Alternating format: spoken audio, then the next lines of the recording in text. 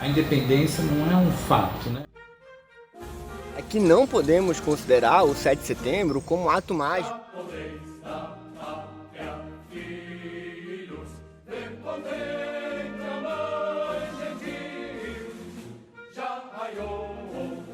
A liberdade, horizonte no Brasil. Já raiou a liberdade, já raiou a liberdade no horizonte. Brasil, meu dengo, deixa eu te contar a história que a história não conta. O avesso do mesmo lugar. É na luta que a gente se encontra. Com esse samba enredo, a Mangueira adentrava Sapucaí, no Carnaval de 2019, contando a história que o livro apagou.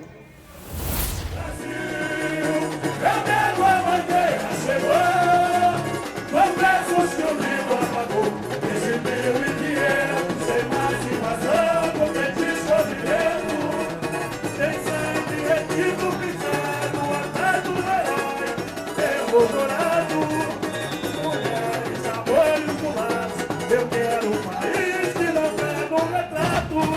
Vinda do subúrbio, da favela, a Mangueira ecoou a voz do povo, reavaliando nossa história e mostrando os heróis dos barracões. Brasil, país concebido sob o signo do silenciamento, da exploração.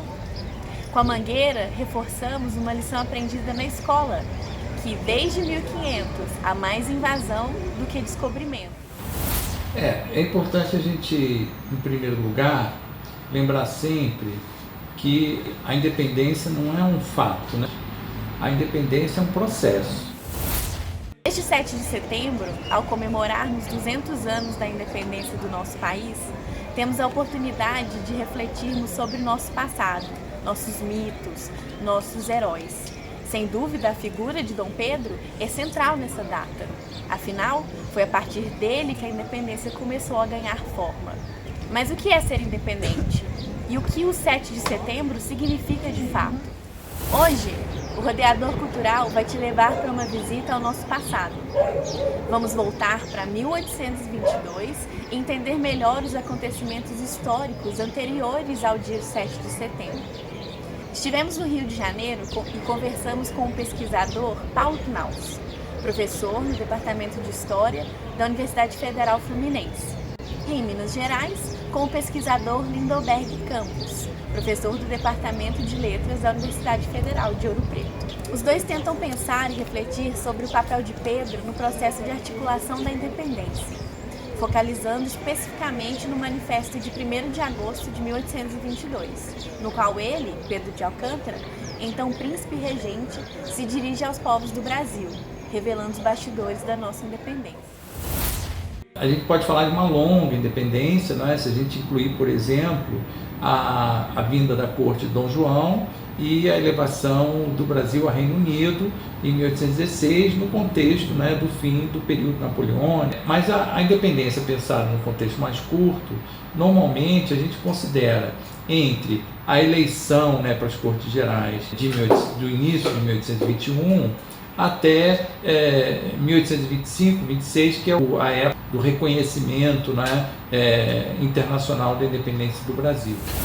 Quando começamos a entender o Grito do Ipiranga como ponto final de um processo, surge a necessidade de compreender melhor esse processo.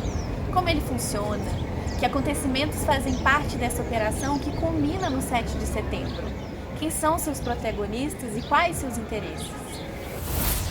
É interessante porque quando começamos a nos aventurar, pelo interior dos acontecimentos históricos que culminam no famoso Grito do Ipiranga, nós vamos descobrindo camadas da independência e vamos percebendo que o evento Independência do Brasil é um conjunto de fatores e ações. Algumas dessas ações são protagonizadas por Pedro e outras não. O certo é que ele se envolve em inúmeras ações que o levam a ser quem ele se tornou na história, o primeiro imperador do Brasil. As relações das elites já assentadas em território brasileiro começam a conflitar com o regime de exploração colonial. A volta de Dom João VI para Portugal dá a Pedro, nesse caso, as condições de protagonizar uma independência que o próprio Dom João sabia que inevitavelmente isso iria acontecer. Se é para romper os laços, que sejam sob a sua proteção, sob a sua vigilância. A permanência de Pedro no Brasil é a garantia de que a ruptura institucional vai se dar sobre a sua supervisão enquanto rei de Portugal, enquanto pai do príncipe regente do Brasil. Vejo que quem conduz a independência, a nossa liberdade, é o próprio filho do rei.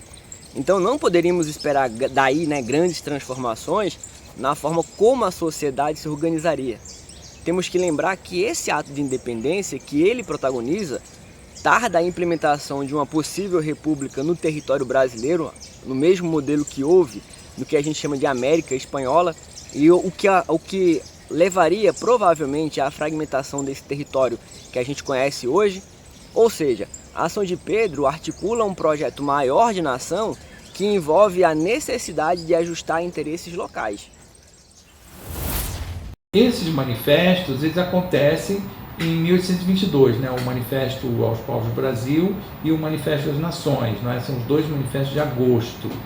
O Manifesto de 1º de agosto, ele é claramente um manifesto em que se explicita o projeto nacional da independência. Quer dizer, nacional é até impreciso dizer isso naquele momento, porque o corpo nacional ainda não existia, mas esse alcance territorial da independência. Então, o Manifesto aos Povos do Brasil, de 1º de agosto de 1822, a gente, ao ler, a gente percebe claramente que Dom Pedro está se dirigindo para um projeto ambicioso territorialmente e de se colocar como líder, não de um movimento de paulistas e mineiros e fluminenses, mas como líder de um movimento do norte ao sul do Brasil. E é preciso dizer que esse manifesto, ele vem em decorrência de um processo já de manifestação, de apoio à liderança de Dom Pedro, que já havia sido deslanchado desde o início de maio de 1822. Em maio de 1822, o Senado da Câmara do Rio de Janeiro vai manifestar o apoio ao projeto de independência que é liderado por Pedro. E após isso, nós vamos percebendo uma série de outras manifestações, uma série de outros apoios de outras câmaras municipais, iniciando ali pelo interior fluminense e ganhando capilaridade pelo interior do Brasil e por outras províncias. Então a gente vai ver a manifestação de Goiás, de Mato Grosso e assim por diante. A adesão significa basicamente, aderir ao movimento de independência sob a liderança de Dom Pedro I, o que significa dizer que é adesão a esse projeto de independência que vai propor a união do território da América Portuguesa sob a mesma jurisdição nacional. Depois do Manifesto de Agosto, a gente vai continuar vendo essas manifestações de adesão. E eu acho que isso é muito importante a gente perceber o projeto político liderado por Dom Pedro I era um projeto não só de união territorial, de compreender o Brasil pela união das províncias todas da antiga América Portuguesa, portanto construir um Estado Nacional de alcance abrangente, mas fica muito claro que essa liderança de Dom Pedro I se apoiava nos poderes regionais e locais por todo o país onde a independência avançava. O teor dos manifestos, ele nos revela melhor a dinâmica dos fatos políticos e deixa claro que a imagem de Brasil ali apresentada é evidentemente uma construção que molda o caráter do que se pretende como nação. Então precisamos lembrar que havia uma demanda por parte das províncias e de seus povos por uma maior emancipação política, por uma forma própria de conduzir seus rumos enquanto povo soberano. Os manifestos são muito importantes porque até esses manifestos Dom Pedro recebia adesão. Então era como se ele não estivesse almejando a liderança, como se ele estivesse sendo investido. Em agosto, esses dois manifestos, então Dom Pedro assume explicitamente a liderança e, portanto, isso significa dizer que ele não estava só se contrapondo às ordens de Lisboa, ele já estava liderando o movimento contra as ordens de Lisboa. Então, a partir daí, a gente pode dizer que a independência está realmente definida. Primeiro, ao se assumir líder, não é, dos povos do Brasil, e depois, no Manifesto das Nações, quando ele se dirige às nações amigas. Os dois manifestos do mês de agosto, quando lidos em conjunto, revelam que a sorte estava lançada, porque tocavam num dilema grave para o Brasil naquele momento. Ou se submetia às ordens provindas de Lisboa, ou se lançava no desafio de uma independência que obviamente iria acontecer de uma forma ou de outra. E no caso específico de Pedro, havia uma determinada imagem própria de nação que nascia ali sob sua atuação. Temos que considerar que o trabalho de Pedro em legitimar as ações da independência, sobretudo na elaboração de símbolos representativos, o hino da independência é um exemplo disso, né? Chamado de hino constitucional, ele é elaborado antes mesmo de ser outorgada a Constituição. Aqui necessitamos evidenciar a importância do Manifesto de 1º de agosto como evento posterior à declaração de defensor perpétuo do Brasil que é dado a Pedro naquele momento, porque já se deixa entrever que ele, Pedro, se apresenta como um sujeito que condensa essa representatividade do povo. Então a importância desses manifestos se acentua, fica mais evidente, quando nós percebemos que se no episódio dramático do Ipiranga não tivesse o príncipe dado o grito imortal independência ou morte, provavelmente o estatuto político e jurídico da emancipação brasileira seria o referido decreto de 1º de agosto, em conjunto com o de 6 de agosto, em que ele se dirige às nações estrangeiras. Mas qual a importância do manifesto no processo da independência? Veja que a palavra processo é importante, para nos referirmos à independência, porque não podemos reduzi-la, a independência, a um ato de um homem só. Essa visão crítica não invalida o protagonismo de Pedro de Alcântara no evento da independência, vamos usar provisoriamente esse termo, mas coloca em perspectiva outras vozes, outros atores nesse processo que o próprio Pedro reconhece, e o teor do manifesto de 1º de agosto exemplifica muito bem isso. Há inúmeras formas de interpretar esse ato de Pedro, sobretudo naquilo que se refere à manutenção da integridade territorial. No entanto, devemos pensar também que a centralização do poder, aliás, ato inaugurado com o estabelecimento da família real no território brasileiro em 1808, essa centralização ofusca em certa medida a liberdade das ações locais. E é justamente nesse cenário que o papel de Pedro fica mais evidente. O problema disso tudo, quando a gente fala assim, dessa dimensão popular da independência, é que a gente vivia numa sociedade escravista. E o Estado Nacional não rompeu com essa opção da sociedade. Então, é difícil falar que esse processo é popular, porque, por exemplo, na Corte, 40%, a Corte significa a cidade do Rio de Janeiro, 40% da população aproximadamente eram de escravizados. E como escravizados, eles não participavam do quadro da cidadania. E eu não estou falando dos critérios censitários, de quem pode votar, quem pode ser eleito e assim por diante, que também fez parte da característica do regime implantado, que hierarquizava os cidadãos pela sua riqueza.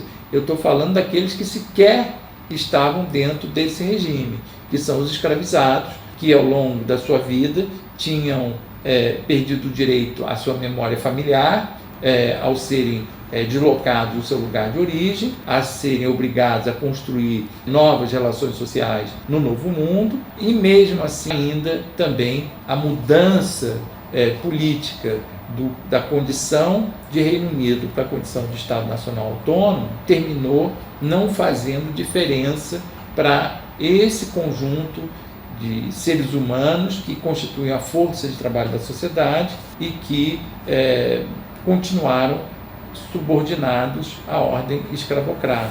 Quando falamos de independência, também devemos perguntar onde está o povo. Quem é o povo do Brasil do século XIX?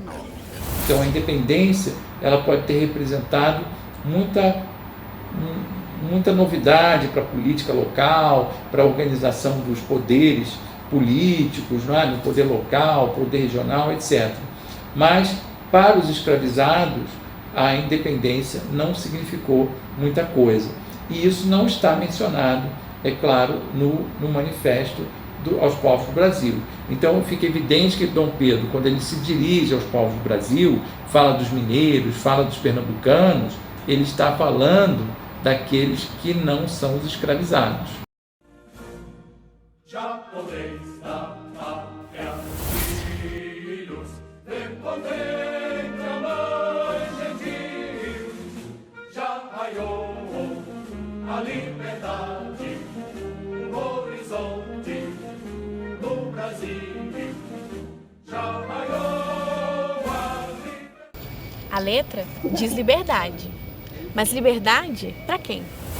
O problema não está no 7 de setembro, o problema não está em celebrarmos o 7 de setembro como a data da independência, né? O problema está em justamente reduzirmos toda a independência, toda a dinâmica, todo o povo que morreu, que lutou e que continuou sendo escravizado a um evento único, né? Como se ali, magicamente, naquele momento, todos os problemas do Brasil estivessem resolvidos. A independência ela não muda o status de cidadania de grande parte da população brasileira.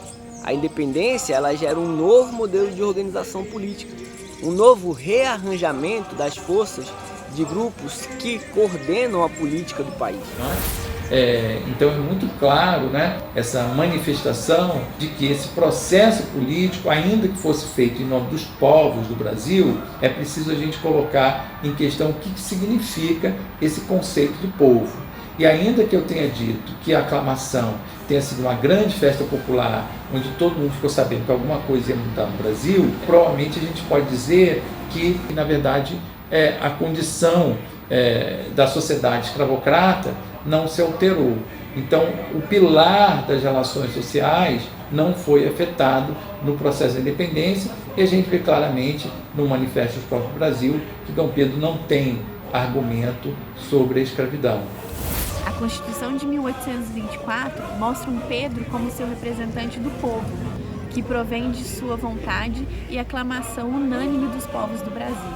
No entanto, que imagem de povo é essa? De um lado, a escravidão permanece como um sistema basilar, econômico e das relações sociais.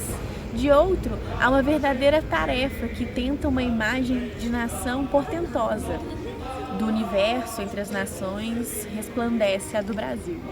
No próximo episódio, vamos tentar entender melhor a imagem do povo brasileiro presente no Manifesto de 1º de agosto. Quem são os intrépidos mineiros, os valentes pernambucanos, citados por Pedro no Manifesto, e o que essas províncias e esses povos representam no processo da independência nacional? Aí vamos encontrar Pedro se referindo aos pernambucanos e salientando a necessidade de recordar das fogueiras de Bonito. Mas afinal, o que as fogueiras representam no contexto da independência? Não perca o próximo episódio.